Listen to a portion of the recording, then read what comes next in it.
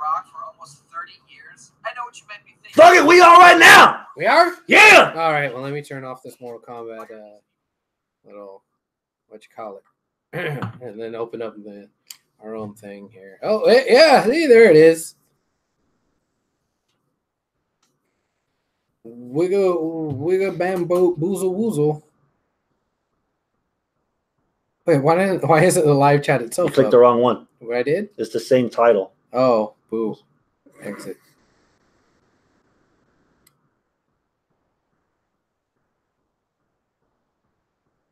Oh, come on.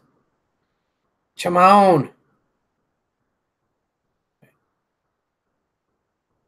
We're actually on the like they're looking at you. They're waiting on you. Everybody's waiting on me? Yeah. Oh, shit. My bad. All right. Buy me some time. You notice who still has their hair. Remember all you listeners last week, all you viewers last week. Mm-hmm. Guess who didn't show up at the Rumble? Got it. We're live. Live from the landing strip. It's the 318th edition of Houston Wrestling Radio. This is Abel. This is Chris. And thank you so much for tuning in today, guys. Even though we had some technical difficulties getting online, hopefully you are watching this live with us as well. If you are, log into your YouTube account or your Google account or whatever, and that way you can chat along with us in the live chat. I'll try to involve you as best as I can in the show. If you're not watching this live, that's okay. You can still interact with us on Facebook, facebook.com/Houston Wrestling Radio. Boom, Chris. What are we going to jump into? It was Royal Rumble weekend, the start of WrestleMania season. What's the first one word to describe Takeover? All right. Blake McCormick, solid. Brandon, Ricochet. Hector Reyes, DIY.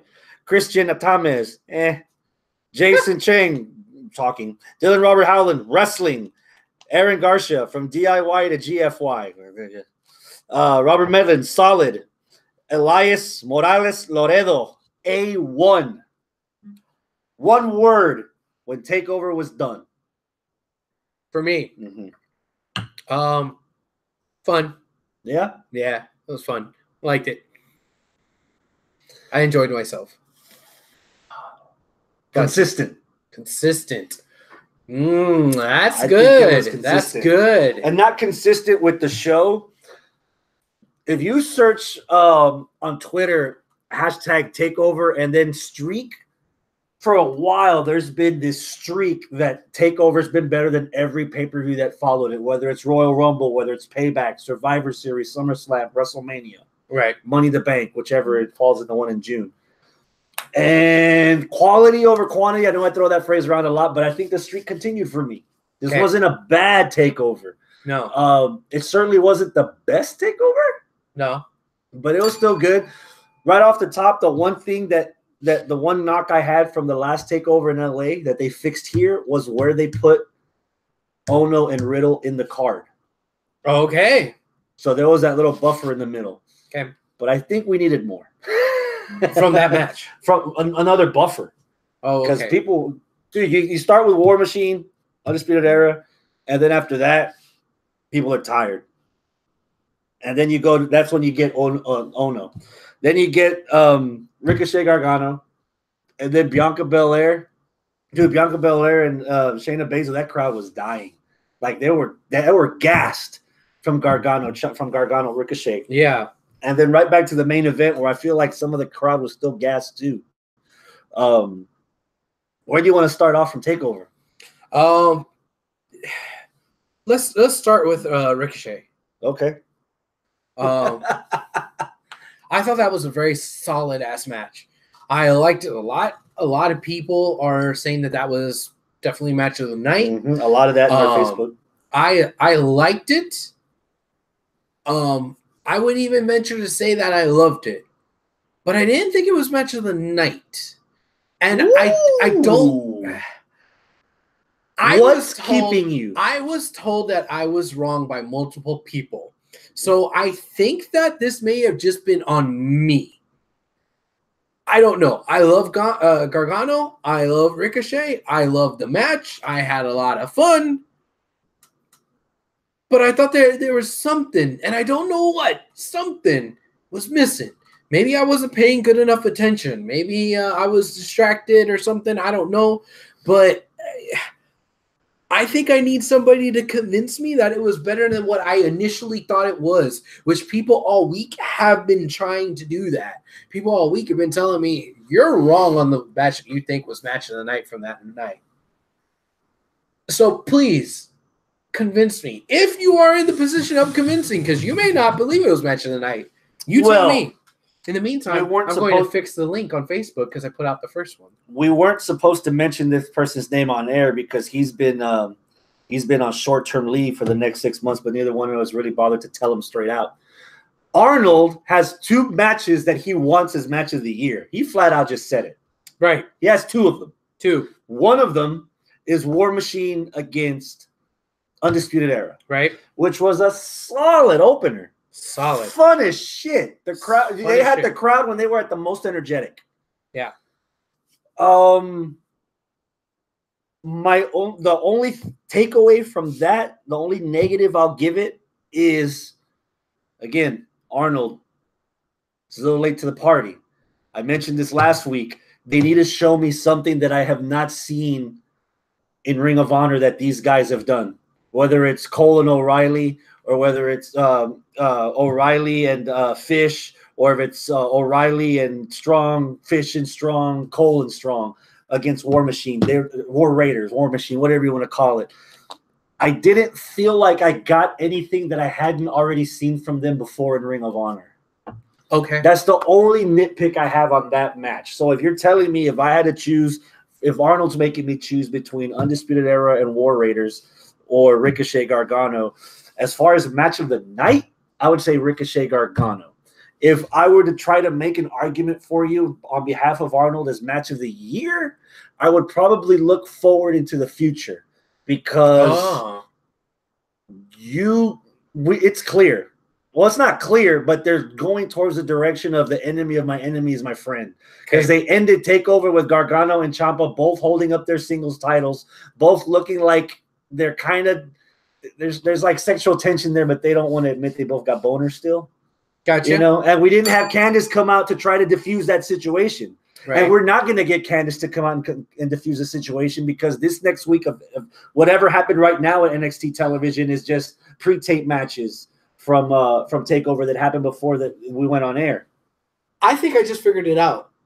I think I know why I'm not as enamored with this match as a lot of other people are. I think you just figured it out for me. Oh, crap. I think it was because a lot of people were looking at it through what happened at the end of the night, which is Gargano, Ciampa both standing tall with their half-erect boners for each other with their championship belts. But at the end of this particular match, I was like, my prediction was right. So, my prediction was right, which was, Gargano won. Ciampa's going to win. They're going to continue with this thing. And I don't know. Granted, there's a lot of positive equity built up between Ciampa and Gargano with me. So I am giving benefit of the doubt. However, I don't know if I want to 100% see those two fight so valiantly against each other just for them to just come right back, but flipped instead of face to heel now. And sure, they're not tag champs together. They're, the singles champs together. And I don't know if I necessarily want that. Like, I kind of wanted them to split and then always kind of come back and forth periodically throughout their careers, but not like, all right, we split them. They had this epic badass thing. Oh, and now they're together. And like, oh shit, it might remind me too much of Triple H HBK. They were best friends, then they split, then they were together, then they split, then they were together, then they split. And then every time you saw HBK, every time you saw Triple H, either they were getting back together or they were killing each other again. And it was like you were just waiting for the heel turn or the face turn or one or the other, no matter what. And I think NXT takes a little bit more care and they've learned some of their lessons, especially Hunter, because I'm sure Hunter's heard that criticism before, and now he's running NXT. So I would think that they would take more care to not repeat the bad parts of their own career path in their new starlets or rising stars or whatever you want to call them. And this particular path makes me be like, whoa, don't. Kind of like how there's a twinge of hesitation for me to get all on board with Bullet Club, because there was a lot of times where people were like, oh, Bullet Club, everybody's joining it, they're going to be like the NWO and there's going to be too many, and then they're going to split and have a Bullet Club red and black and none of that. And like anytime that like somebody wanted to get super fucking hyped for Bullet Club, it was like, oh, hold on, we kind of seen this. And maybe that's what it is, and I think I just figured it out talking it out with you right now. Was there anything wrong with the match? No. The match was solid. Bell to bell. Fuck, man. Oh, those flippy dippies. God damn, it was so good. Bell to bell. The story in the match was good enough for a feud that doesn't really have history. You know? I really liked it. And for a guy that like loved Ciampa versus Gargano, all 4 fucking matches that they've had, and somebody who was a proponent and put that as number 1 on their match of the year list for 2018, I'm not sure if I want that second helping quite yet. Got you. Okay. Michael, welcome. What's up? Thank you for joining us in the live chat. Arnold is also in the live chat. Yeah. Let's see here. Oh, Arnold does say War Raiders. So we'll see about that. You're wrong, and I don't love you anymore. Well, fuck you too, Arnold. Michael Network says, told you it was going to be 5 hours. I know, that was fucking long, dude. We'll get to Rumble. We'll get to Rumble. Yeah, we'll get to Rumble. Arnold says, that's like saying the sex you had this weekend wasn't the best of the year because you had good sex with the same person last year. That's not true. That's not true at all. It's just, it's not that... Even if the sex was awesome last year, you still want to add something different. Well, even then, it's not that it's something different. It's that I don't want it to be because all about sex. Yeah, that's a hard. It's a hard. Yeah, I know. That's a bad comparison to make because sex is just about what happens between the bells, right? Like if you want to compare wrestling, depends sex, where the bell starts. Well, if you only want to compare it to sex, it's just what happens between ding and ding. You know, oh, the flippy dippy, the fighting. And ding. But you understand what I mean. What I'm criticizing here is the storyline. So it's really more like porn. The porn is good, but like maybe you got to have the little story that leads up into it. You can't watch the same damn clip over and over and over and over. Eventually, oh, well, let's see what else fucking this fucking person has. What else does they can do? Like, oh, now this time there's a guy delivering pizza. Oh, okay, let's see what that. And like you want to see different scenes with the same fucking porn actress, Oh, so he came in her ear. Yeah, okay. This time. Oh, all right. It's like all right. Flower Squirt Shower 3. Oh, I get it now. Okay. Soaking wet cotton panties. Yeah, this is better than 2. Oh, they brought in a new girl. Okay, cool. Sasha Grey. I've heard about Sasha Grey. Well, Talk to me about Bianca Belair. Was it the right time to pull the trigger and have her lose to Baszler? This was my match of the night. Wow. I thought this match was great. And I kind of knew that there was going to be a little bit of pushback, at least from Arnold, because there was shenanigans involved, right? I anticipated that. What I did not anticipate is everybody tell me flat out I was wrong and that match was the worst match of the night. Oh, hell I thought it was the best. Here's what hinders it. Okay. I felt so bad for the girls that they were in front of an audience that was already flaccid. Okay. Because they came right after Gargano Ricochet, and the crowd was oohing and awing and boinging and doinging all over the place. So by the time the girls came out, they were spent. I would have put Ono and Riddle between Gargano, Ricochet, and the women, so that there would have been time to breathe. The chemistry, I liked it between the two. I liked the pure fight feel. What I didn't like, besides the crowd not sound again, when you try to take everything into consideration, when a crowd's loud, when a crowd's chanting, when a crowd's going back and forth, when you get the impression that it's a place to be, that you want to be there, that's when everything's firing on all cylinders. And I think most of this match, that crowd was gassed. Okay. The other part was the finish. Okay. They played it up too much that Belair was going to overcome just to fail. You know, they should have either, if she passed out, there's no shame in just like passing out, but she broke the hold twice, and I think she tried to muscle her way out of it the third time before it was already over.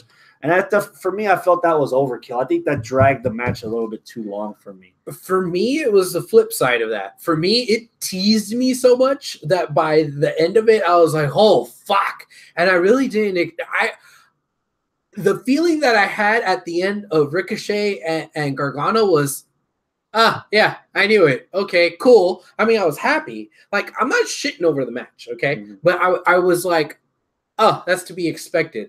This match, I had no idea what the fuck was actually going to happen at the end. So every time that she teased, because she got out of it, and then she tried to muscle away, and then she didn't, and I'm like, oh my God, is she not going to be undefeated anymore? Like, what the fuck? But she passed out. Mm-hmm. She didn't tap. She didn't get pinned. So what I saw coming out of that, even though she lost, which I probably would have been a little bit more in the camp of, fuck yeah, give it to Bianca. I would have also been like, I understand if you're not ready to put it on Bianca yet. But the way they did it was great. Yeah. The way they did it is she could still kind of go around and say she's never been pinned, never submitted. She may not be able to say she's undefeated, but she might have enough fucking chutzpah to say she's undefeated and just be like, I passed out. And then there's like more story coming out of it, more interest and intrigue coming out of it that, you know what, you want to talk a lot about the crowd.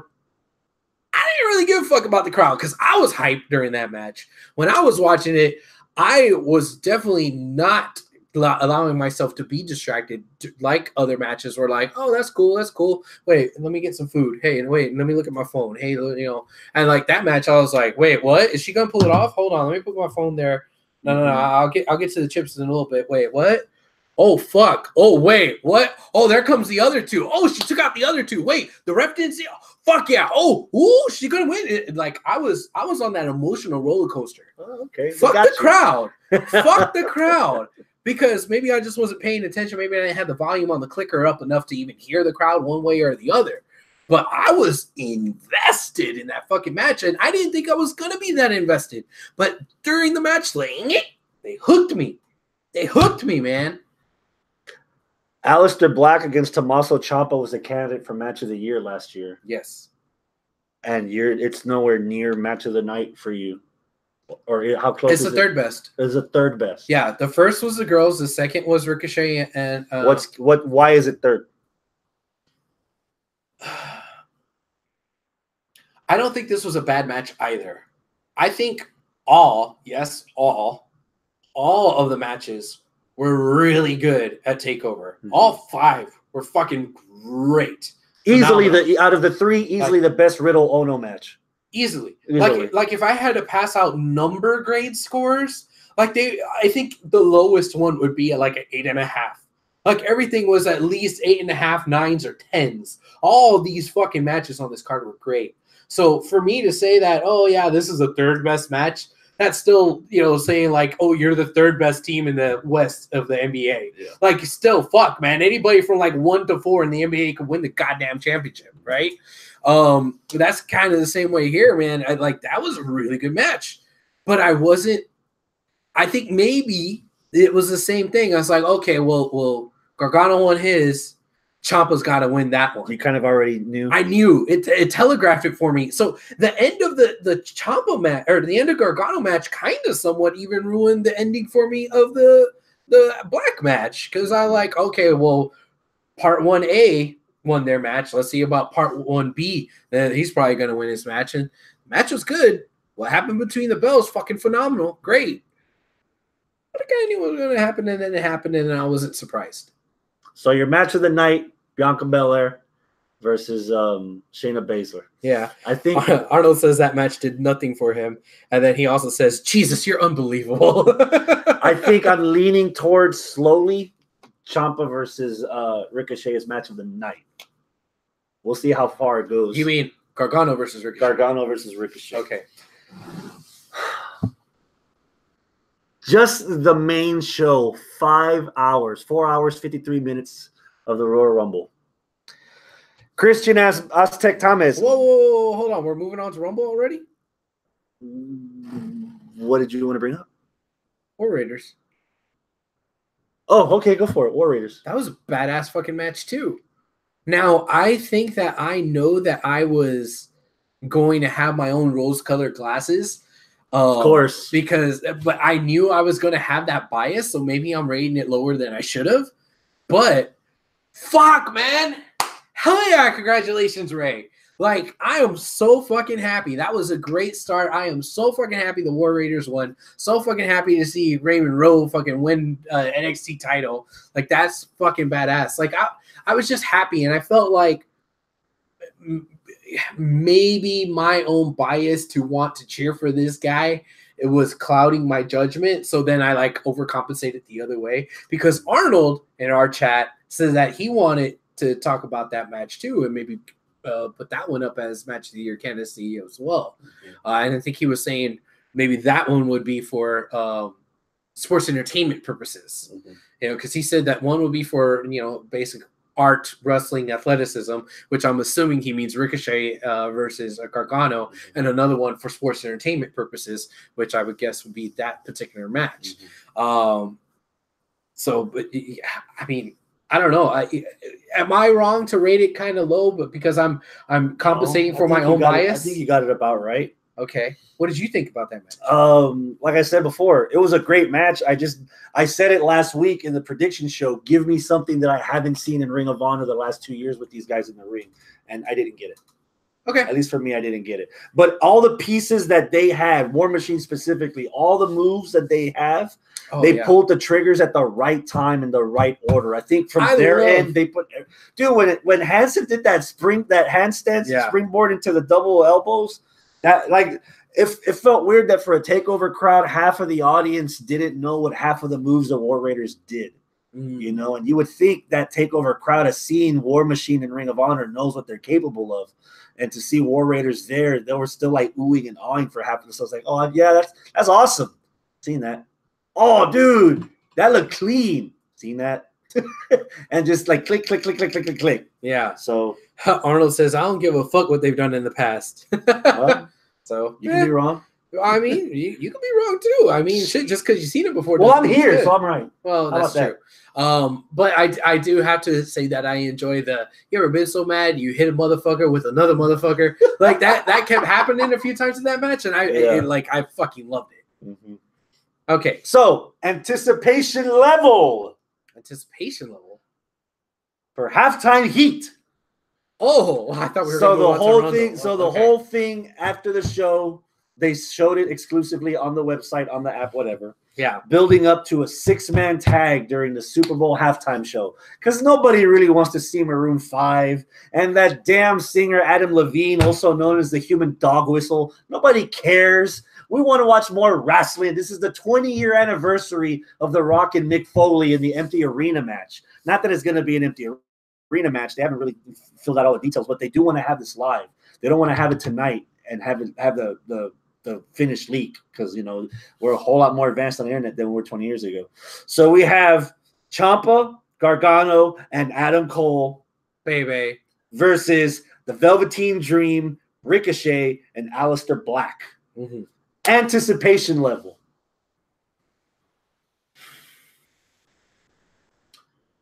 Okay, I'm gonna give this anticipation level at an 8.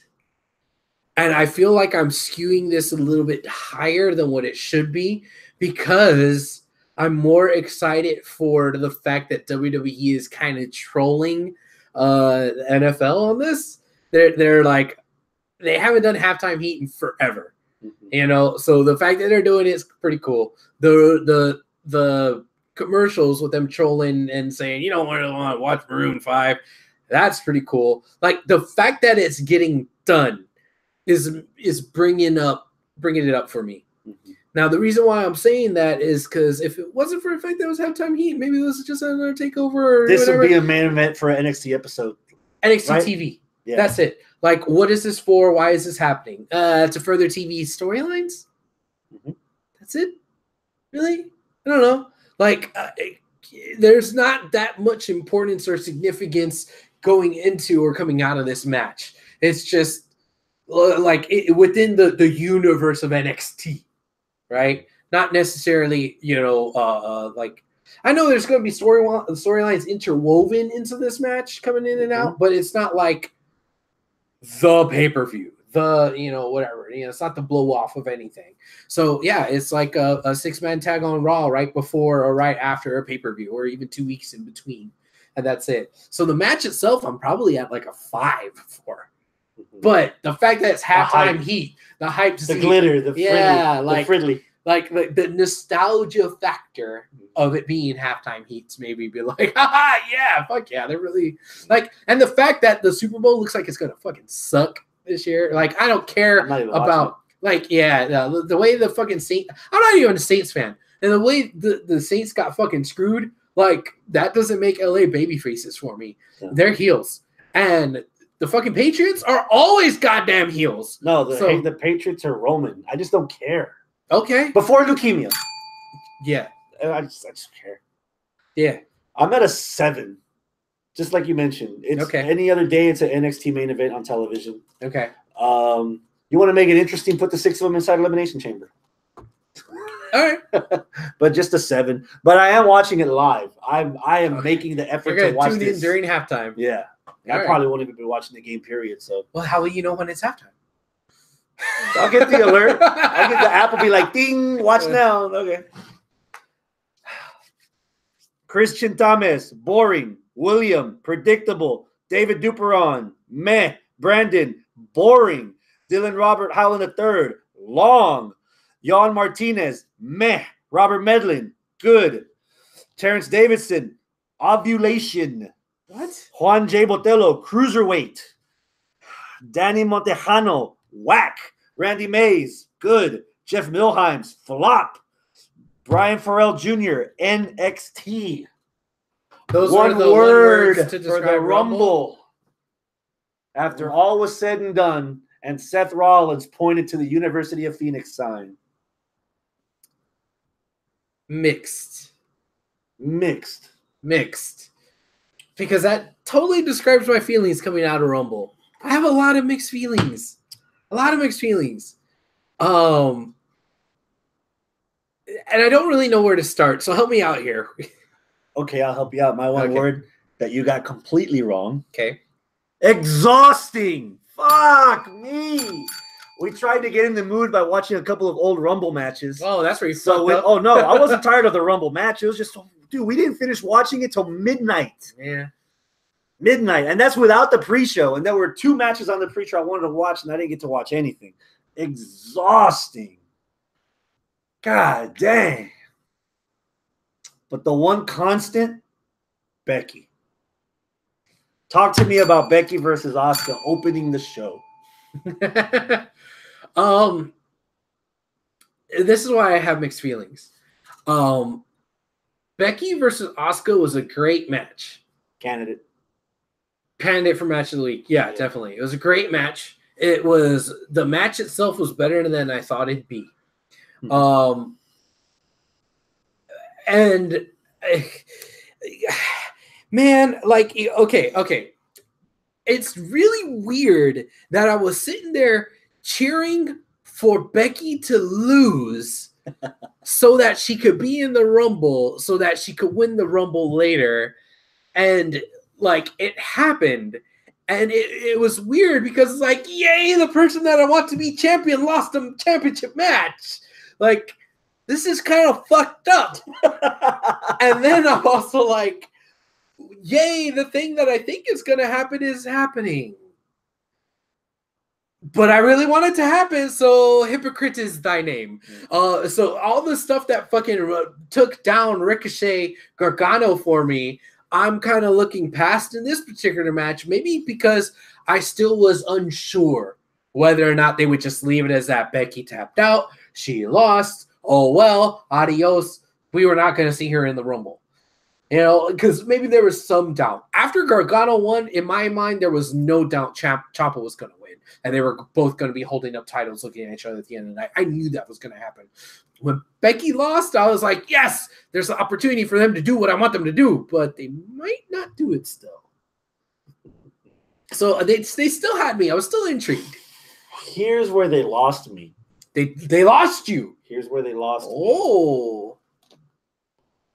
Sometimes the easy one is the right one, and they didn't even see the easy one. Okay. We had the last pay-per-view, TLC. We had Becky backstage go up to Nia and punch her in the mouth and say, "You keep my name out of your mouth."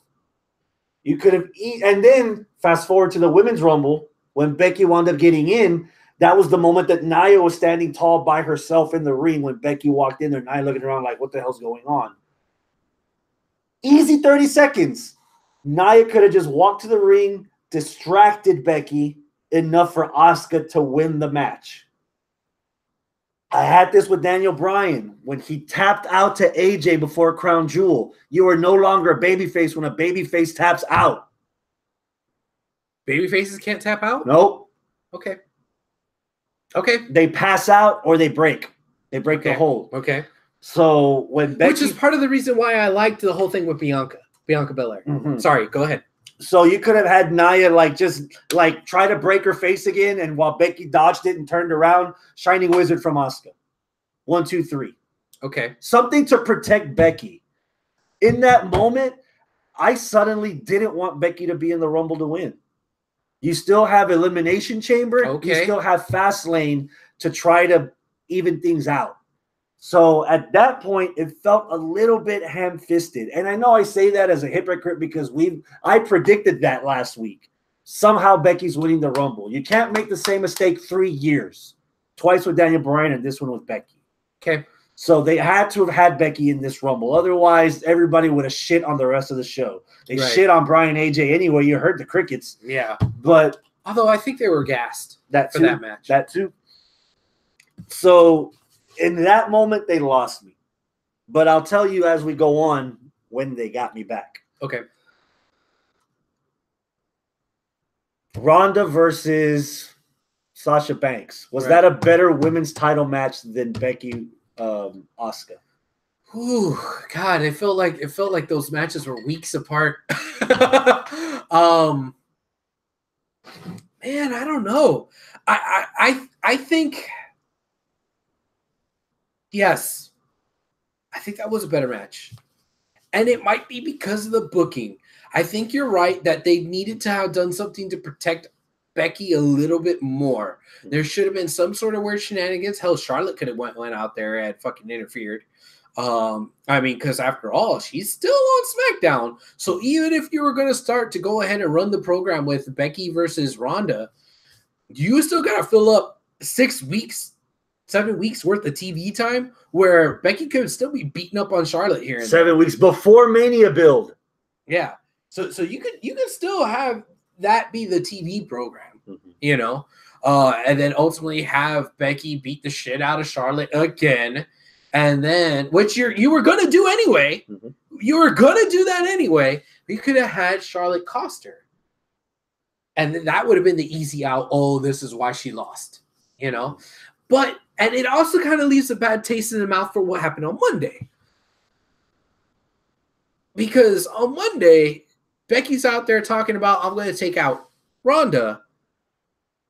But is it because you know you can't take out Asuka because you just got her your ass beat by her, so you don't want to challenge her? I have a different beef with that. Okay. More inconsistency with the story. Okay. So help me out here. Sasha loses to Rousey, respectably. By pinfall, not by submission. Yes. Sasha leaves. Then she comes back. She's boo-hooing a bit, almost. She comes back, and she does this number. Yep. So if she's doing this number, then why the fuck are all 4 of those or 3 of those girls beating the shit out of each other instead of eliminating everyone else in the Rumble? Good point. The Riot Squad are doing their own thing. Mandy Rose and Sonya Deville, they're doing their own thing. Fuck, one of the Iconics didn't want to get in until the other Iconic got in. And the one stable that you say, oh, we're the shit because we got a hand cramp, and they're not even getting along in the Rumble. That threw me completely for a loop. So then when you go on Monday, then Becky comes out and she's going to beat Ronda. She should have saved that for SmackDown. They had announced it in the beginning that Becky was going to make her announcement on SmackDown. Right. Before she even looked at Ronda, she should have gone out in front of the audience and admitted that in one match on one night, Asuka was the better woman. Okay. But I'll get back to her. I have bigger fish to fry. 30 seconds, something to tie that loose end for me to not want to. Okay. Because that end is loose. Because that's And I could have totally seen on SmackDown Asuka going, I know you didn't want to challenge me. You know, and we still got time for that. And we still have time for that. It's like, I made you tap. You're my bitch. That's why you challenged her. You know, and then that could kind of low-key plant seeds for Asuka versus Ronda in the future. You know, because she's like, well, I was a better champion than you. Look, Becky didn't want to fight me after I beat her. She wanted to fight you. Yeah. You know, like that. Ooh, so there's something that kind of makes Becky not look as good in this situation. All that being said, those are all the fucking nits to pick. All those nits. On Monday, Becky out there, Ronda out there. This always happens to you. It never happens to me, but god damn it, on Monday it happened to me. Goosebumps all over, man. Goosies. I had goosies when fucking Charlotte was, or when Becky was out there with Ronda and they were looking at each other toe to toe, nose to nose, talking shit to each other like we've seen forever between guys and dudes. No bullshit, no like diva, motherfucking, oh, I'm prettier than you and grabbing the hair and just like, no, this was like, I'm going to kick your ass. No, I'm going to kick your ass. You know what, bitch? You better back it up. And like, whoa, like I was excited.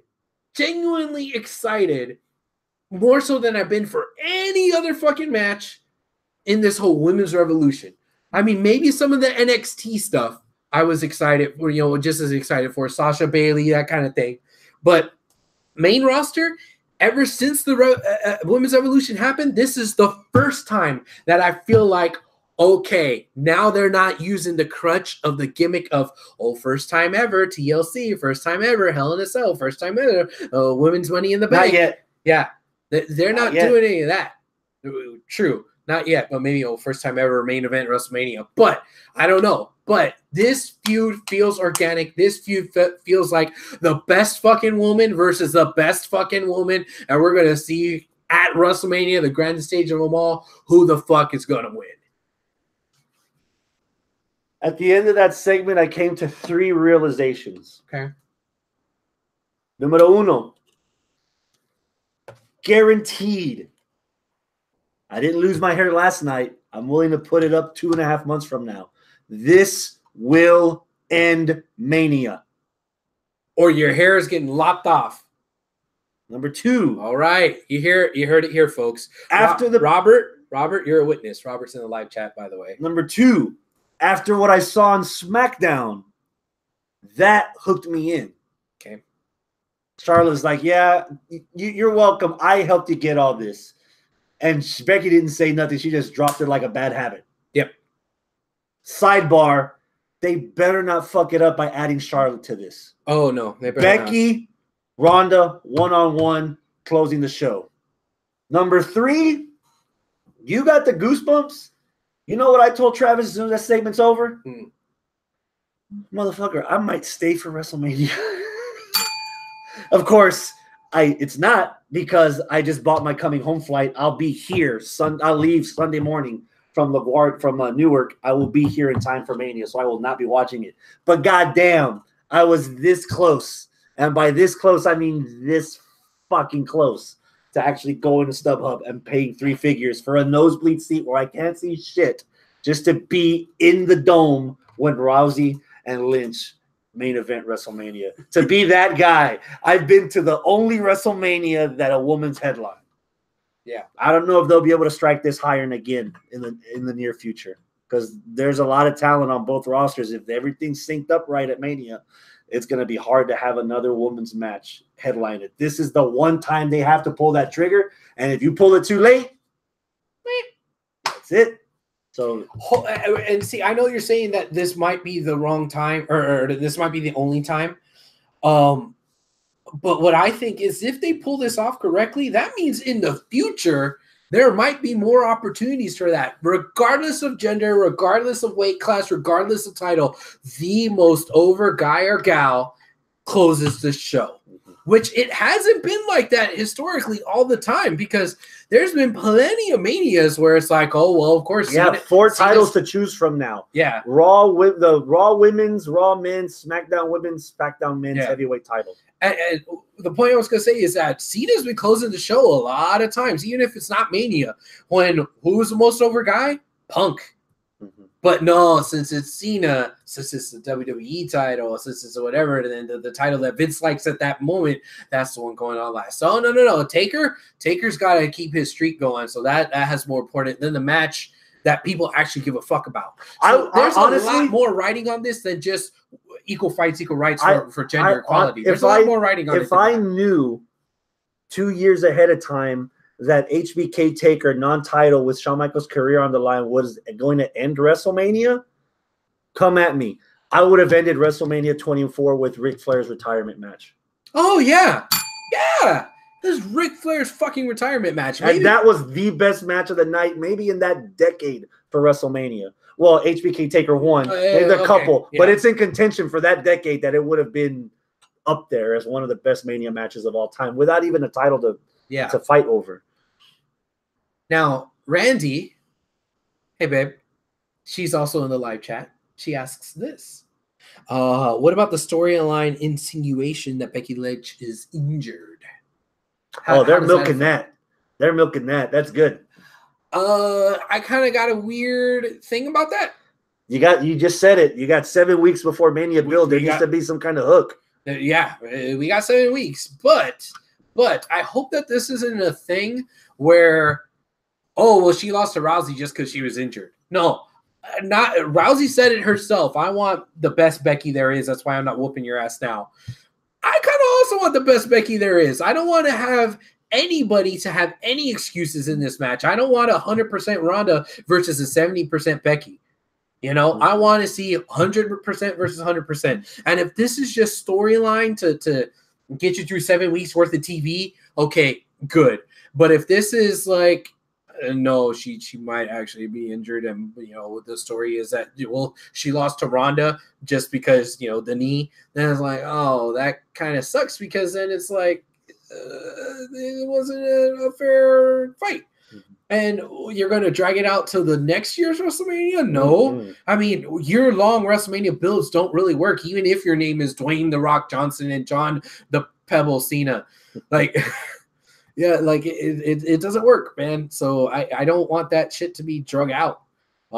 It needs to be, it's fucking WrestleMania. If you need to have a definitive end to a match where you tie up loose ends in one fucking match, it's that fucking night.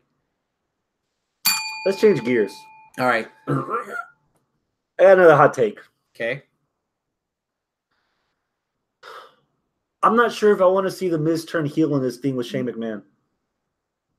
Okay. I'm digging The Miz and Shane as a team. I'm digging The Miz at least acting so far as he's genuinely happy to be in this team and actually hold gold again with a partner like Shane McMahon. Dude, Shane selling that shooting star press and like dying afterwards, like he couldn't even stand up. The dude, motherfucker's 49. Yeah. 49 puto. And he did one of the most prettiest shooting star presses. I don't know if I say that. He did it better than Brock at WrestleMania 19. Oh, that's too low bar, bro. You need to give him a little he's not Evan Bourne, but I mean. Oh, I didn't say that either. Shane passes drug tests. Oh. But dude, that was a fun match, dude. I like that match. I enjoyed myself during that match, the tag match. And now we have the Usos as #1 contenders. Yeah. You think those two can hang, or you think the trigger's going to be pulled then, or you think they'll wait till Fastlane, or if they are at all? All right, here's some more mixed feelings. Oh, you're a big Miz Mark, so this is I am. I'm a big Miz Mark, but I was reveling in the fact that now everybody else came around to the Miz. Kind of the same way how in the 90s, the late 90s, I was reveling in the fact that now wrestling is cool. The thing I've liked ever since the early 90s and got chastised for, oh, you like that stupid shit, is now all of a sudden cool. And that's kind of how I feel about The Miz. I've always liked The Miz, but you like that stupid guy? You're a fucking idiot. And now he's cool. Yay! But the thing that made him cool is kind of gone away, and like all these other people like you now like him even though he's a face, but it's like, no, his heel fucking shit is gold. That's what brought him to the dance. That's what brought you to the fucking dance. The reason why you like The Miz now is because all the shit he said on Talking Smack, and when he fucking let it go and was dropping mini pipe bombs, and now he's not doing that. He's glad-handing, going around with fucking Shane McMahon, and you know my feelings on Shane. He won you over. Eventually, you had to eat crow and stop doubting it. Give him the benefit of the doubt. But he's 49, puto. Like, I mean, come on, man. Like, and okay, so if I get past, he's a third of the best in the world. Again, mixed feelings. Yeah, they're doing pretty good pulling off this storyline. Yeah, they're doing pretty good having the Miz's dad in there, even though I don't really like the Miz's dad. But the fact that the Miz and Shane liked the Miz's dad was enough to like kind of bring me in on it. But I'll tell you where they lost me. Oh no. Don't be that guy. Why you gotta be the Usos again, man? God damn! You finally got a new team with a 49-year-old fucking man. A new team holding the tag team belts. And you're just going to give us the same old shit. Like, I've been wanting on SmackDown so badly for the Bar, the Usos, and the New Day all to kind of go to the wayside. Not get fired, not die in a flaming wreckage, nothing like that. But at least to not be in the title picture for the tag team belts all the goddamn time. And what happens? The Usos are back in the tag. God, fuck. You know, it's like you could have had Heavy Machinery versus this new team. Did you want to watch Heavy Machinery against Miz and Shane? I would have liked it better than the Usos. I'm tired of the Usos fighting for the belts, even though they're the Usos and they're good. It's just like I'm like over them and the Bar and the New Day fighting for the tag straps. I'm tired of it. Here's my rebuttal. On the surface, I agree with you. I'm sick of the Usos. But you need to look at the other side of that coin. I don't think I've ever seen The Miz wrestle either one of the Usos. Okay. I've never seen Shane as a SmackDown former general manager. Now I don't know what he is. Like, I don't know what title he is, but he's also running shop still. Can a 49-year-old man and a guy that hasn't been in a tag team in fucking forever keep up with a well-oiled machine like the Usos? I get it. That's where I'm focusing on instead of just like shooting everything down. Again, this isn't Raw we're talking about. We're talking about SmackDown. I'm a little more receptive to things that are tried on SmackDown. So I'm trying to look at the brighter side instead of just looking at the dark red. I get that there's an opportunity for that story of can the Miz and Shane, keep up with a good tag team, right? But you could have had a new good tag team, a fresh good tag team. You could have the same goddamn story with fucking Heavy Machinery or Sanity, for fuck's sake, or any other goddamn team. Thank you, Robert Medlin, for mentioning Sanity in the live chat. It could have been them. Like, it could have been anybody else than these three tired teams. Anybody else. And yeah, I get it that you want the story. Oh, these guys are gonna go up against an established, like, all the other fucking teams are established teams at this point on SmackDown. Give somebody else a goddamn bone, please. All right, something else Robert says in the live chat. Is there any way things happen before WrestleMania where we get a babyface Miz versus D-Bry?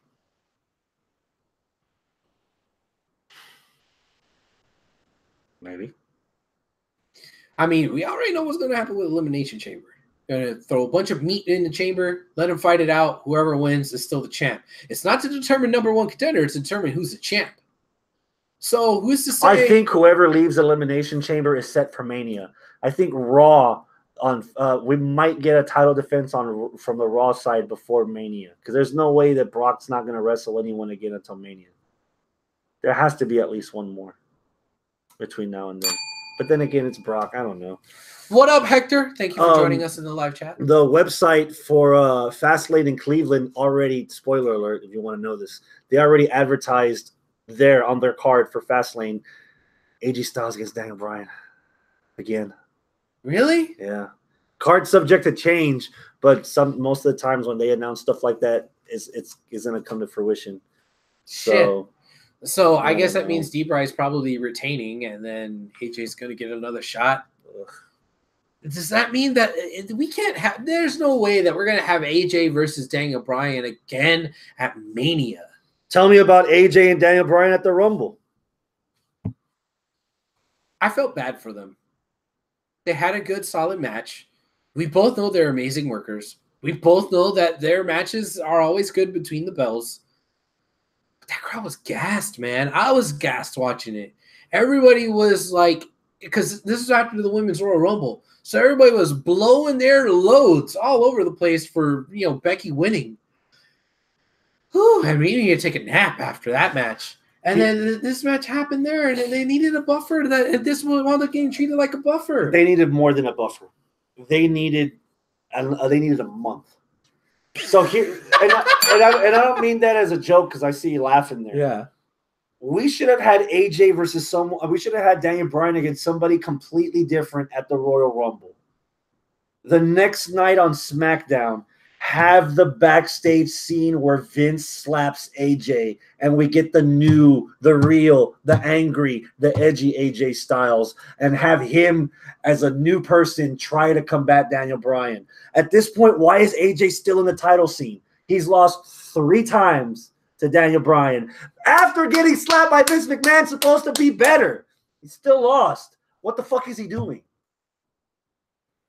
Bring in Shawn Michaels and start AJ versus Sam. Bring in somebody from NXT. Send AJ to do something else. I'm sick of AJ and Bryan already. Yeah. To your point, yes, there is a new Daniel Bryan. This Daniel Bryan is the new Daniel Bryan. I buy it. There is not a new AJ Styles. Nope. Oh, he's baking frownies now. It was like there was something wrong with your router, and you press the reset button, but still doing the same thing. Nothing's changed with D-Bry. He got slapped in the face by Vince and said, hey, go out there and be the new AJ. And same shit. So, yeah, I mean, the match itself at Rumble was good. It was. The crowd should not have been that disengaged with it, but I don't blame the crowd for being that disengaged because they just got done expending so much energy. And then the worst part, the fuck is Rowan doing out there? Okay. Again, mixed feelings. Sunday, Rowan's out there. What did you think? I was like, ooh, I like this. I liked it. I liked it a lot. Nothing else could make D-Bry more heel dick than having fucking 7'5" fucking enforcer Rowan getting him backed up. And I love the fact that like he went out there and we weren't sure what was going on. And wait a second, he's now dressed like a hippie. Oh fuck, he's with D-Bry.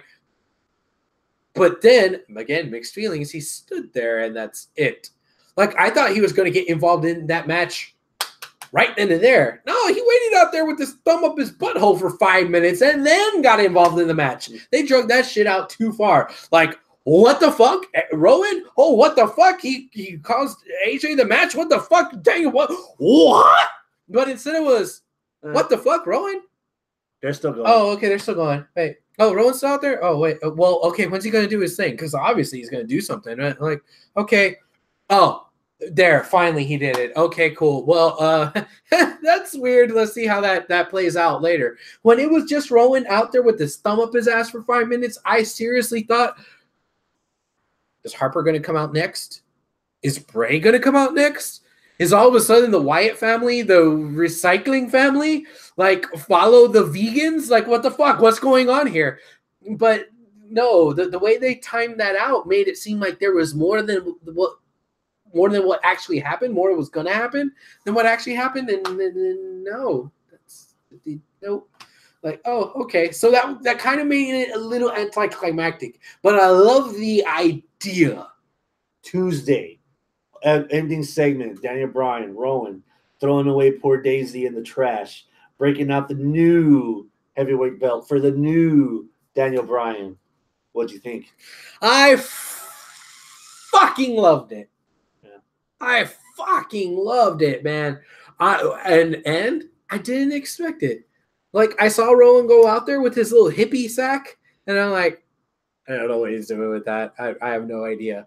And I think, was it you or somebody at some point said something about the title belt? Like, oh, he's a vegan walking around with the leather strap. Somebody said this like weeks and weeks ago. I think it was you. No, Arnold. Was it Arnold? Yeah, I think somebody said that. And it was kind of like an innocuous little comment that like I didn't even think of when the story was actually going. Mm-hmm. Like when he brought out the trash bin and he threw it in the trash, I was like, what the fuck? Wait. The sack!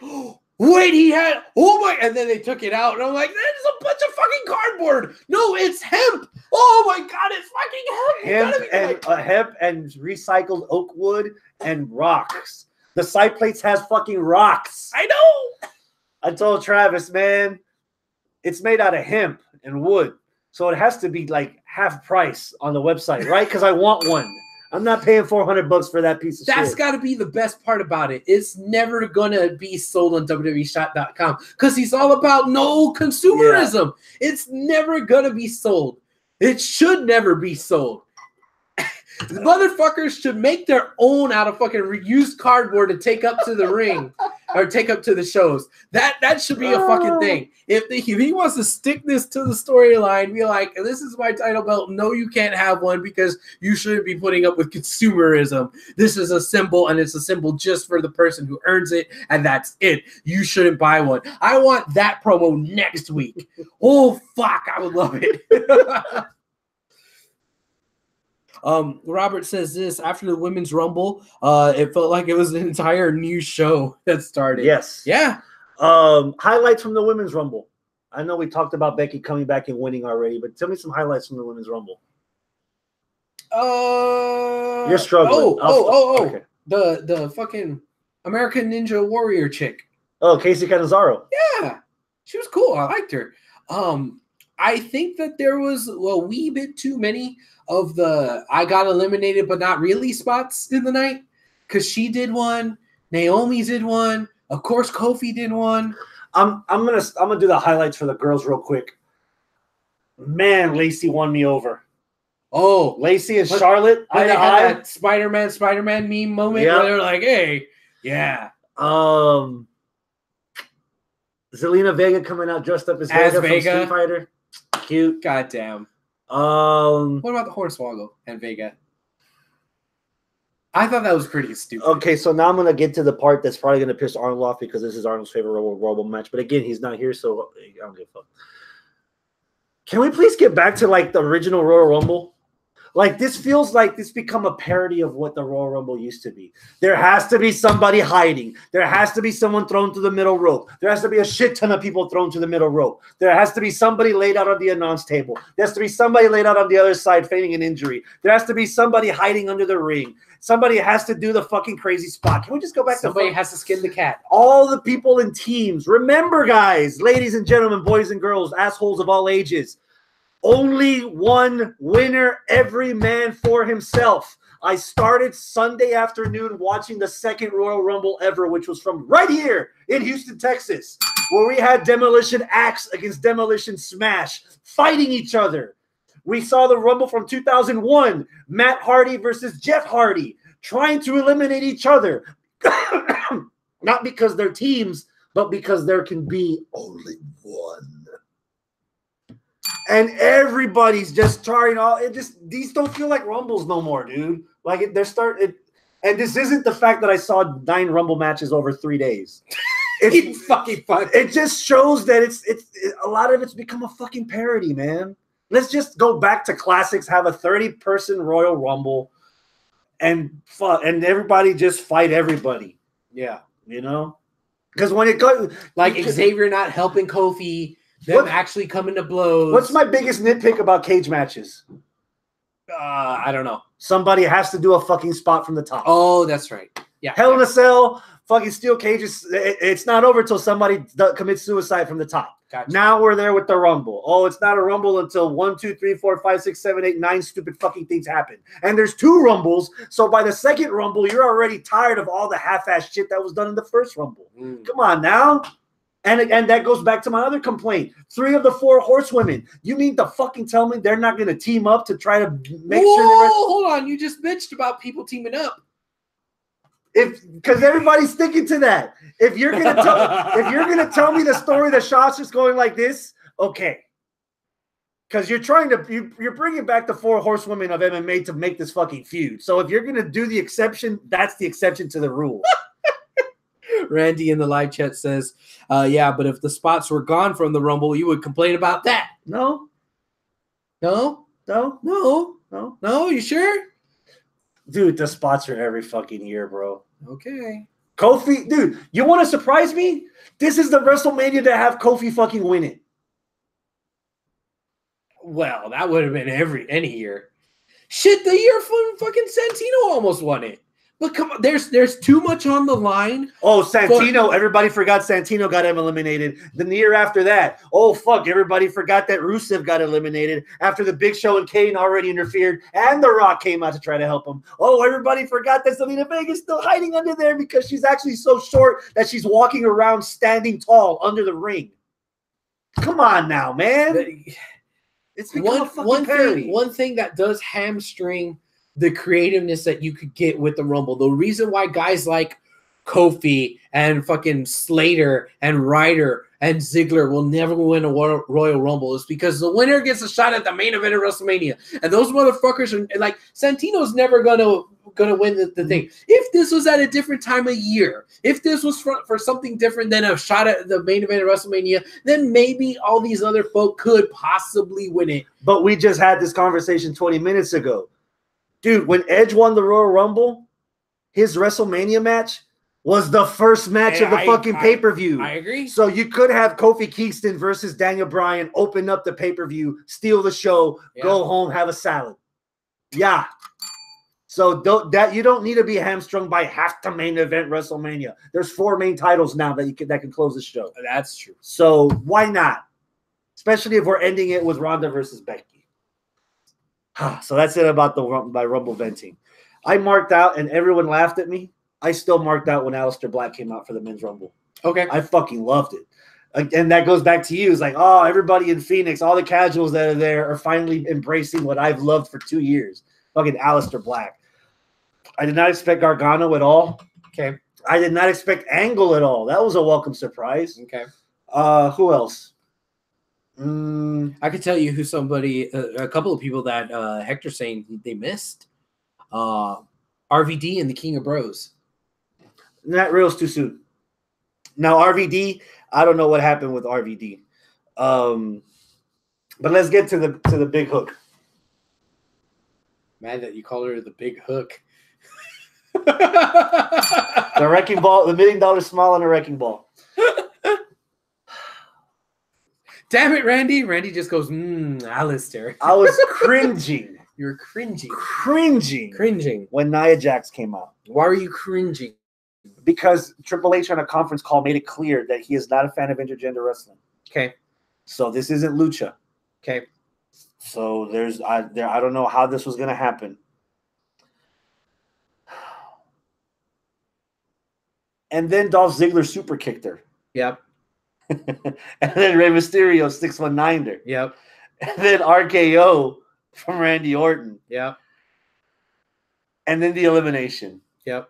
That might be my highlight from the Men's Royal Rumble. Because every complaint I had about the Mixed Match Challenge, every complaint I had when they like so PG when Becky was beating the shit out of Ellsworth on SmackDown. And now we finally come to the point where it's acceptable.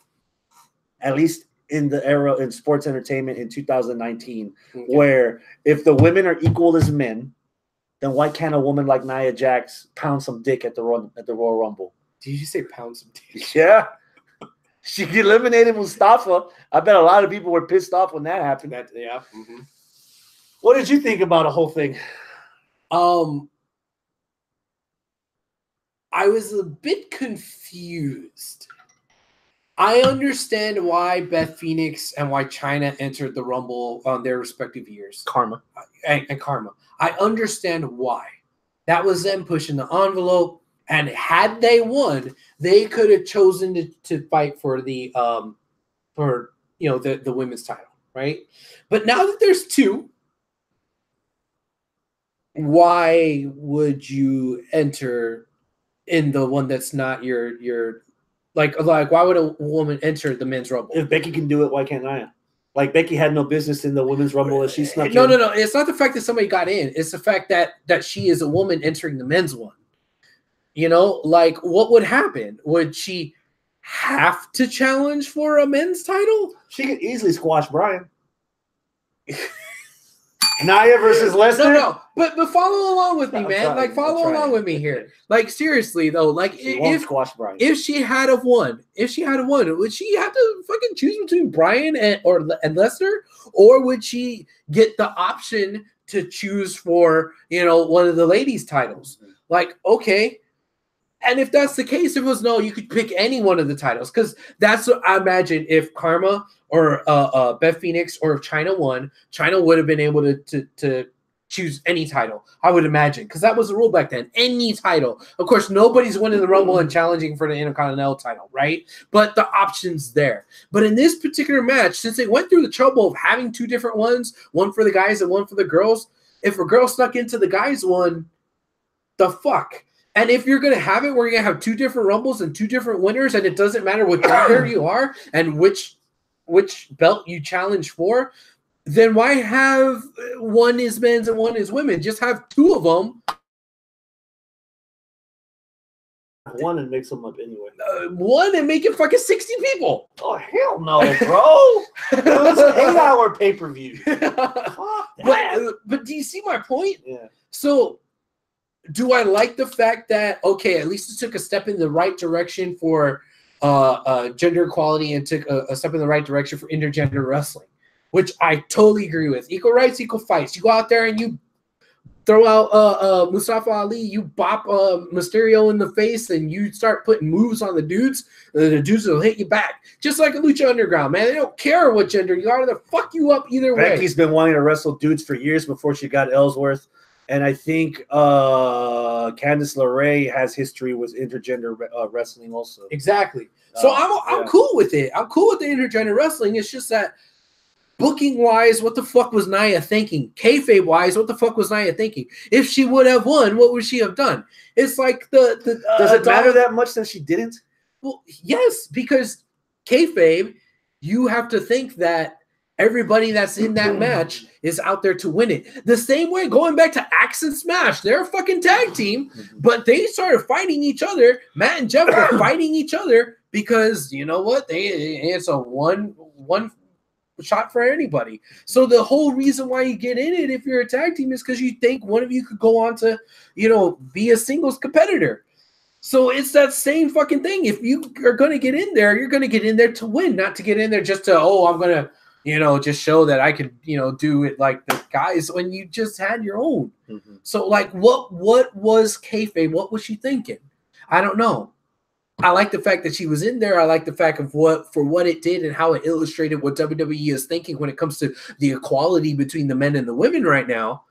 especially since she got in some good shots and she took some good shots. But like, you gotta fit all of it in together, and they didn't fit it all together. They didn't put all the pieces in there. So now with the Rumble out of the way, Okay. AJ Styles. Robert says it's because she's not like most girls. There you go. There you go. AJ Styles, Jeff Hardy, Randy Orton, Mustafa Ali, Samoa Joe, and the new Daniel Bryan inside the Elimination Chamber for the World Heavyweight title. You ready for that? Not yet. Not yet. I'm not Got yet 2 ready weeks. for it. Got 2 weeks. I like it on paper. I love it on paper. It sounds like it's going to be a good match. I need a little bit more build for a few of those guys. I need some build from Mustafa. Mustafa's already beaten Bryan one-on-one. Okay. They've had tag matches. Okay. So he's built.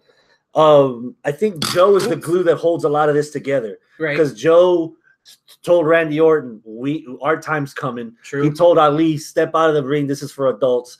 He told AJ, how's our girl Wendy? And that's it. Like that was enough to get the ball rolling. True. So 2 weeks might be enough for this.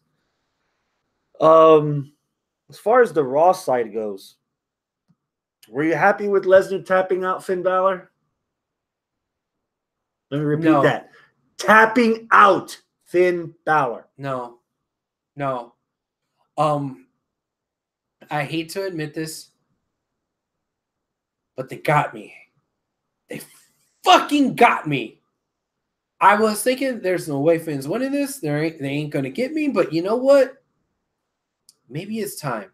And why not just do a solid for Finn and give it to Finn? When they put up that graphic and they said, 600 some odd combined days for Brock and 1 for Finn. Like, oh, come on, man. They're really rubbing it in their face. And like, maybe they are going with this David and Goliath story. And with fucking Vince fucking up the David and Goliath story like he's never read the fucking Bible before. Like him fucking up how it's supposed to go, knowing full damn well that he's used David versus Goliath as a fucking blueprint for so many of his storylines that he's had over the years, knowing full damn well he knows exactly how it goes, and they keep referencing it and referencing it and referencing it. I'm like, I might actually do this, but I'm not going to get excited because they're not going to do it. They're not going to do it. Since it was already so late in the night, I was like, this should be a 2-minute squash match because we need to move on, people. This is getting late. We got a whole Rumble match. Some of those men's entrants were 60 seconds, 75 seconds. They weren't 90 seconds. They were rushing. They were rushing. And I was like, Putin rushing. This match is probably going to be a 2-minute squash, and fucking Brock is just going to kilt him. Kilt Finn.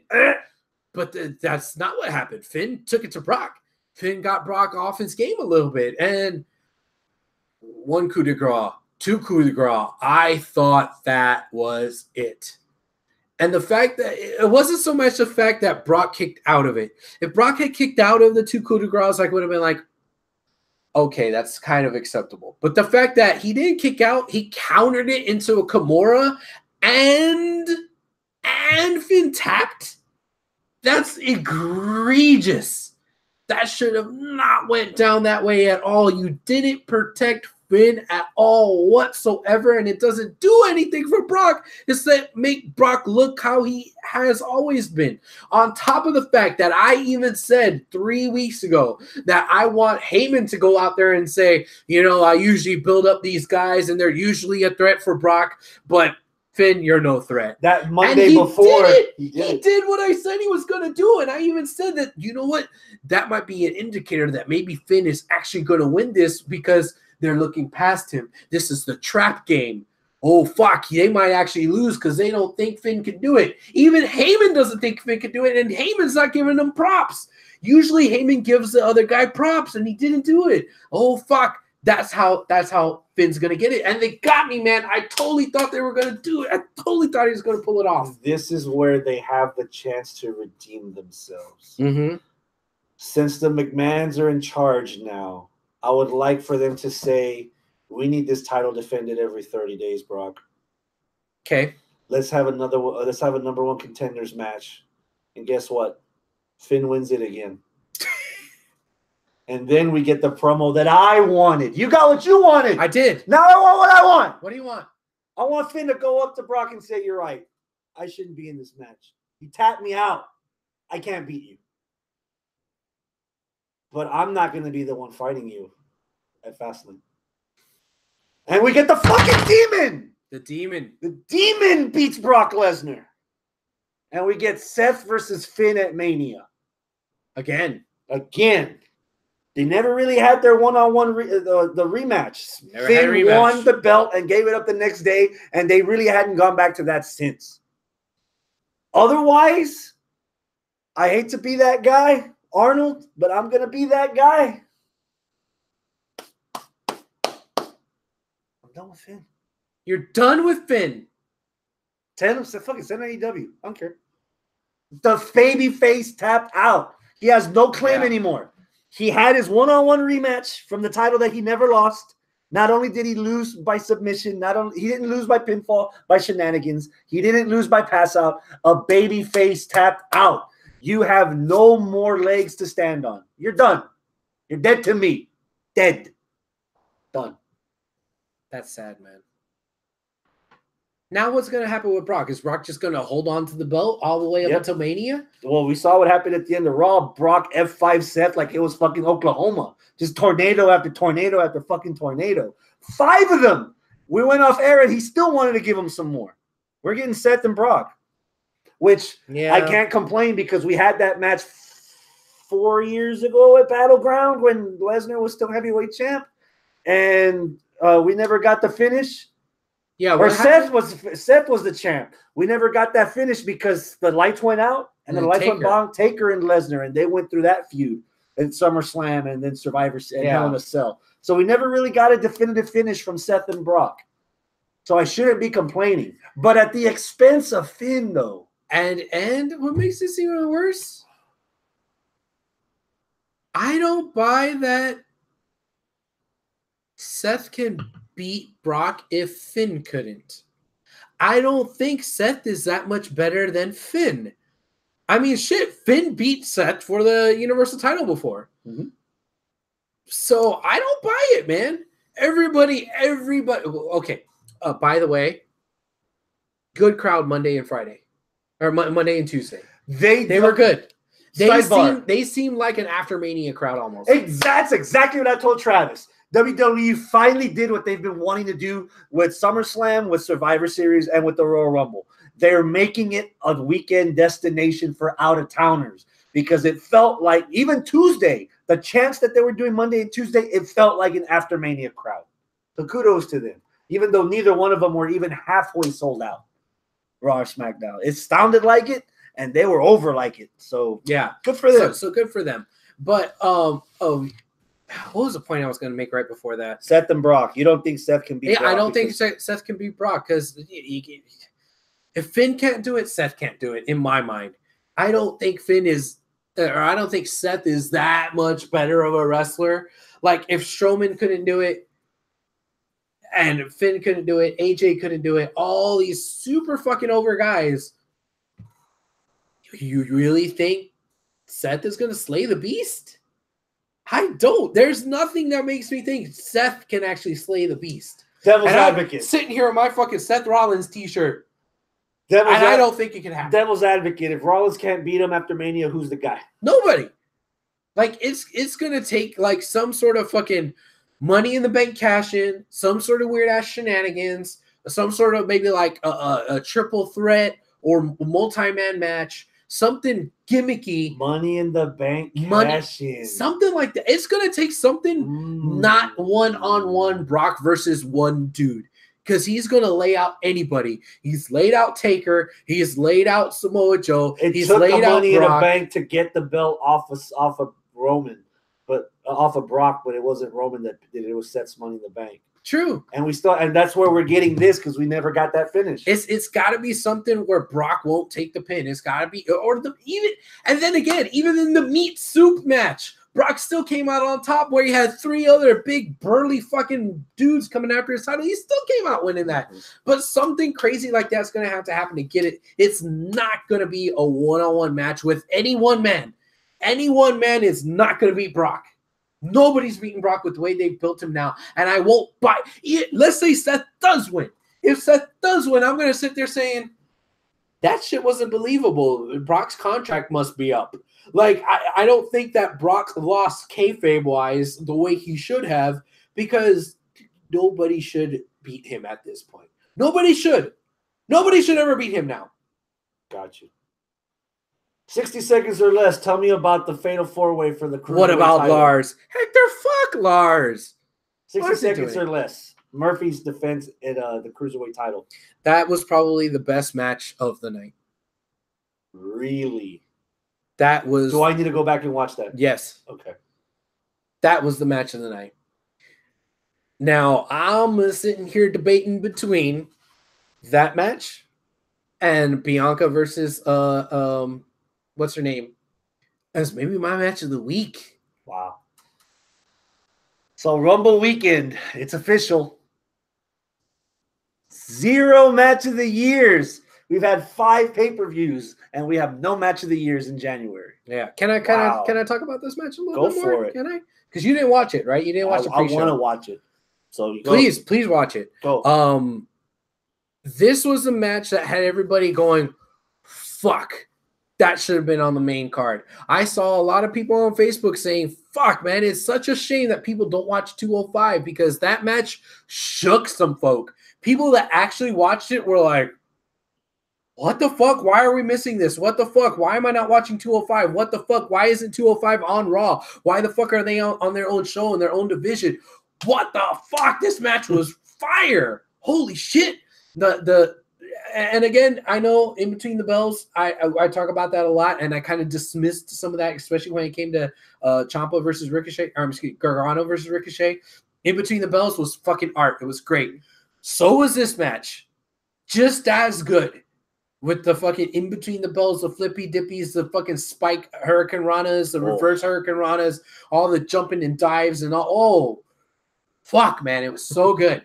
And I even had like, an acquaintance of mine saying, why the fuck is that dude Buddy Murphy in 205 Live? He looks like he's way bigger than everybody else. There's no way he's 205. I'm like, that's part of his gimmick. He always barely makes weight and stuff, So, yeah, he is bigger, but he's still fucking junior heavyweight, or he's cruiserweight, 204 and a quarter. 204 and a quarter, because he took a shit right before the weigh-in. You know? That's how it works. So, but, like, yeah, man, I mean, it was good. It was really, it surprised the fuck out of me. As someone who hasn't watched 205 Live TV for the last 3 months or so, I'm still invested in these characters. I'm still invested with what's going on, and fuck that match. God damn, that was badass. That's it for Mania. Okay. We covered all the bases. Let's fill in some blanks here before we go. Too bad it was Kenta's second to last match in WWE. Yeah, that is too We'll bad. get there. Don't jump ahead of us. You're not on the show yet. Which was the worst heel turn? Turning Elias heel again, or turning Rusev heel? Elias. Defend your choice. Why did you turn him heel? So you could get Jeff fucking Jarrett over as a babyface? Fuck. What was the point? Wow. What was the point? Okay, I get it with Rusev. Okay, Rusev, Nakamura, they're going to team. They're going to do something there. We need new teams on SmackDown. And I've always liked Rusev as a heel more anyway. And he's been floundering, not doing anything. But you've been making a new goddamn baby face star, and it's been working. Organically, and it's been working. And you just turn him heel for Jeff Jarrett? I don't want to cheer for Jeff Jarrett. I don't want to cheer for Road Dogg. You mean JEFF, JARR, ETT? Fucking no, especially if they're out there seeing out at 2 sleeping with my baby tonight. Fucking my baby tonight. What was the name of that song? Alone with my baby tonight with no condom. Like, I don't want to hear that fucking song. This is 2019. There's some bullshit ass shit. You're there's married. Good you nostalgia. Should know condoms are overrated. There's good nostalgia and there's bad nostalgia. That's bad nostalgia. That's not something I want to fucking remember. That's something like, oh God, yeah, I'm glad we don't fucking deal with this shit no more. Like, no, man, that's not some like. And then Jeff Jarrett came out with his fucking like cowboy gay bar fucking get up. Like, no, man, like at least have him have the fucking buzz cut and shades and have people calling have him calling people slap nuts, which he did, He did. on Monday He did. or Tuesday, whatever. Monday. Yeah, Monday. He called him a slap nut, but he was still with the fucking cowboy hat. He was still coming out the and like, no man, that's not the good Jeff Jarrett. Like, there isn't a really good Jeff Jarrett version anyway. You know, there's like Jeff Jarrett that was a cowboy, Jeff Jarrett that was Mr. Slapnuts, and then Jeff Jarrett who was King of the Mountain in TNA. All of those Jeff Jarretts suck and got heat, right? But the best version, if you had to pick, like, finding the cleanest turd, is, you know, the fucking buzz cut Slapnuts one. That's the best version. And then you have them do a mishmash and go, like, no, man, I want to see Scott Hall in the fucking Hall of Fame, not Razor Ramon. You know? Like, seriously, I don't want to see Max Moon inducted into the Hall of Fame. You know? I want to see fucking Kodak. You know? Like, got you. So we do the musical chairs with the U.S. title. Rusev had it Sunday. Nakamura has it on Tuesday, and now today being Wednesday, R-Truth has it. After beating separately both Rusev and Nakamura. Which technically there were no rematch clauses. Right. And still, you take the belt off of Nakamura, and then you defeat Rusev to keep the belt. What do you think about all that? Good for R-Truth. Good for R-Truth. I want this to be the shitty mid-card version of R-Truth running around for the next 10 years saying, I beat Shinsuke Nakamura and Alexander Rusev in the same goddamn night.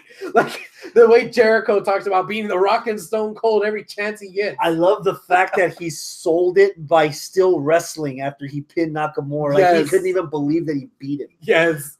Which kind of adds to the buffoonery that is R-Truth, which I which I fucking love.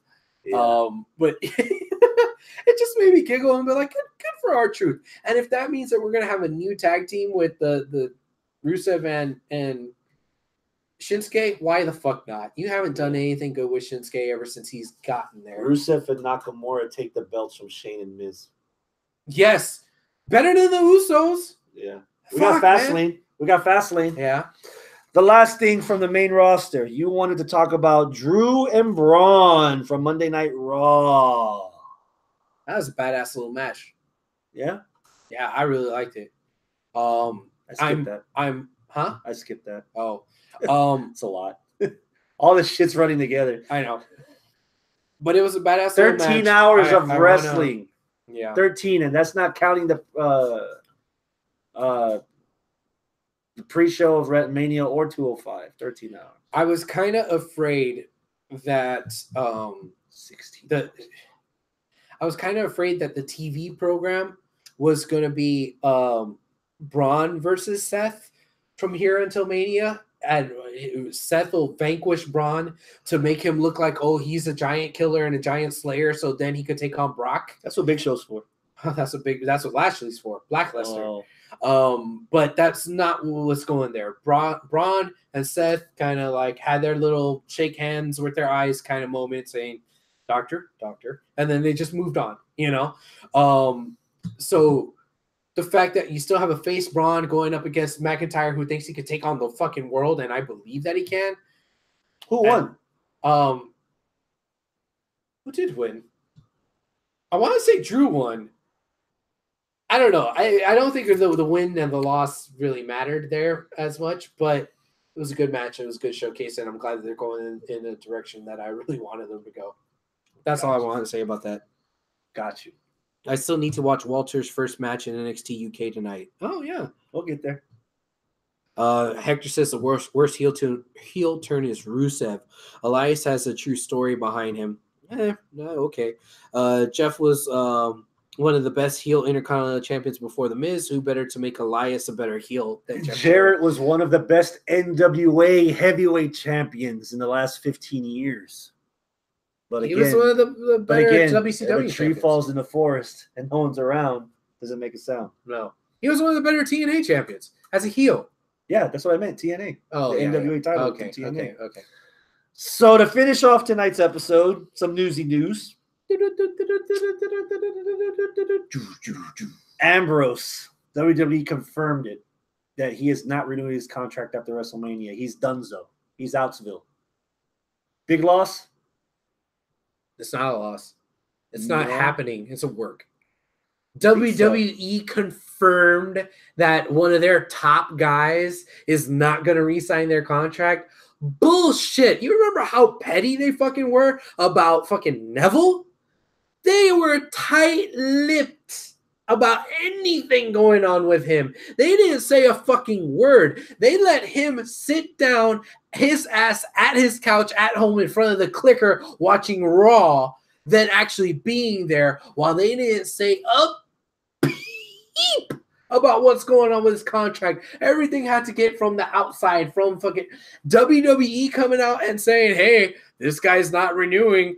Oh, they know what the fuck they're doing. They're working us. They're working us because they're like, oh, maybe he's going to AEW. Oh, we need to, and they're fucking stirring us up, whipping us up. That way, when he does stick around, we're like, oh, fuck, he could have went to AEW, but WWE is where he really wants to be and this and that or whatever. Or they may have other storyline reasons, but it's a work. It's a work. Here, I'm going to tell you exactly. Write this down, ladies, gentlemen. I'm going to tell you exactly where Dean's going.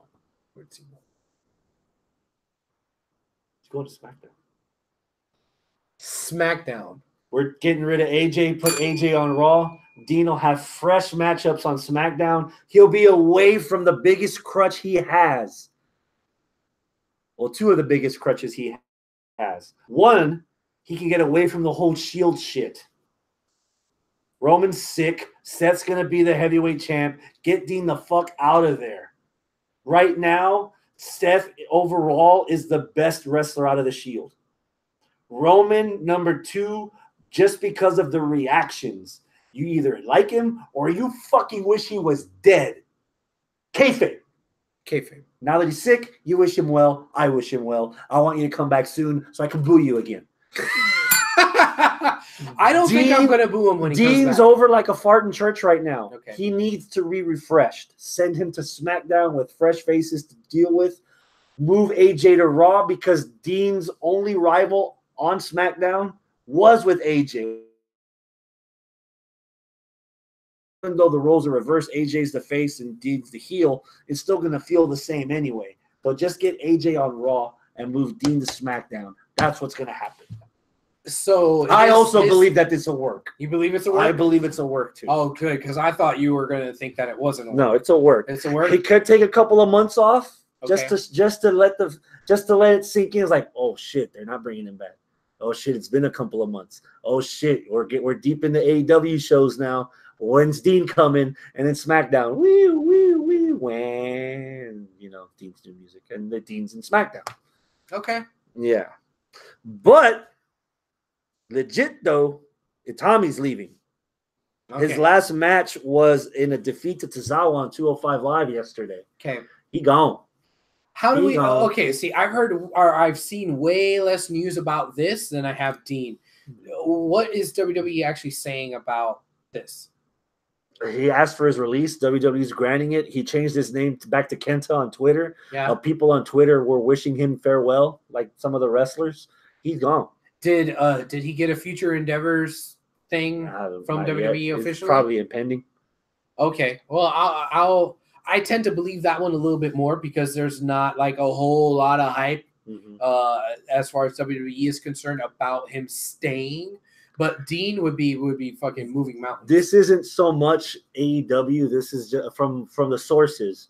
It feels like he just misses his family and wants to be home in Japan. Okay, so I get it. And I mean, if devil's advocate, if you're losing Kushida's last match was against Hiroshi Tanahashi a few nights ago. Tanahashi barely beat him, but he's scheduled to go back to go into NXT. There might be a spot for Hideo in New Japan. He's been in Noah, he's been in All Japan, but he's never been in New Japan. Oh, so this could be a shot for him. Maybe. Depends. Poor guy's damaged goods. God damn. The moment he walked in, he got hurt, and then he got hurt again. And by the time that second injury came around, Nakamura just set NXT on fire, and then Hitami was an afterthought. And he's been an afterthought ever since. Kevin Owens was right when he just kind of walked past him, looked at him and goes, that's a shame. And then kept walking. Yep.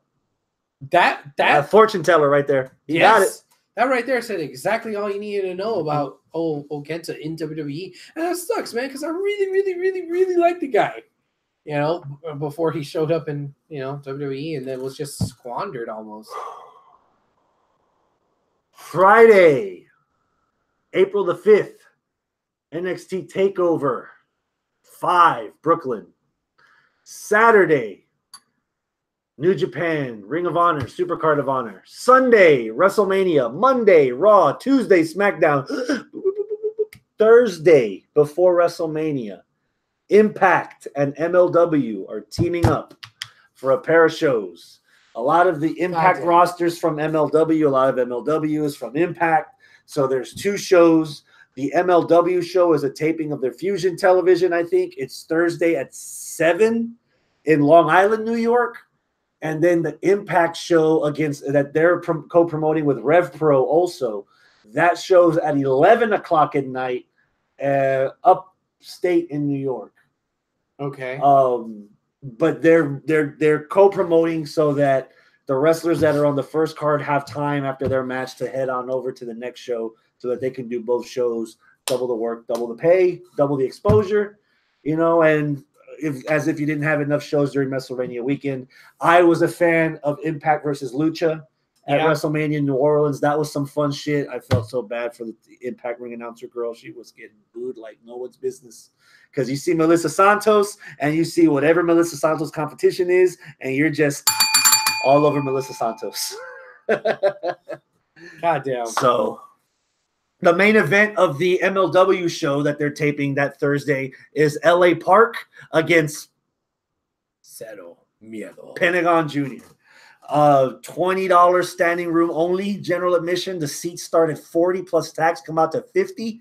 I'm very specific because chances are I might be buying a ticket before this week is over so that I'll have Thursday, Friday, and Saturday of my WrestleMania weekend already covered. This Friday, the 3rd episode of WOW, Women of Wrestling, is going to air. And this particular episode is going to feature the disciplinarian, straight from ROW, Robin. So yeah, she's getting a little bit of TV exposure here. So congratulations, Robin. I look forward to watching that on Friday. So please check that out. She's going to be taking on Fire, who's really Kiera Hogan. Oh, yeah. Okay.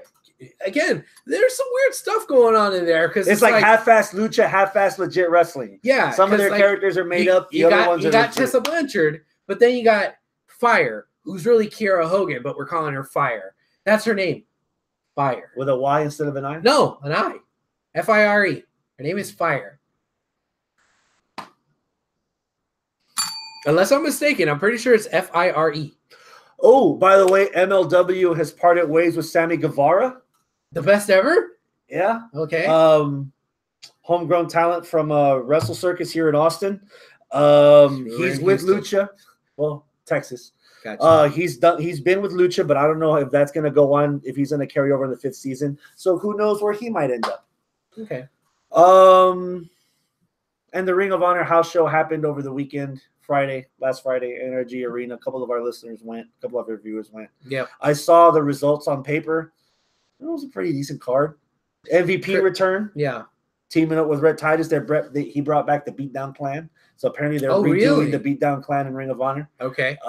They debuted Lifeblood, which are a couple of guys from New Japan. I think it's Juice Robinson, Finley, and somebody else.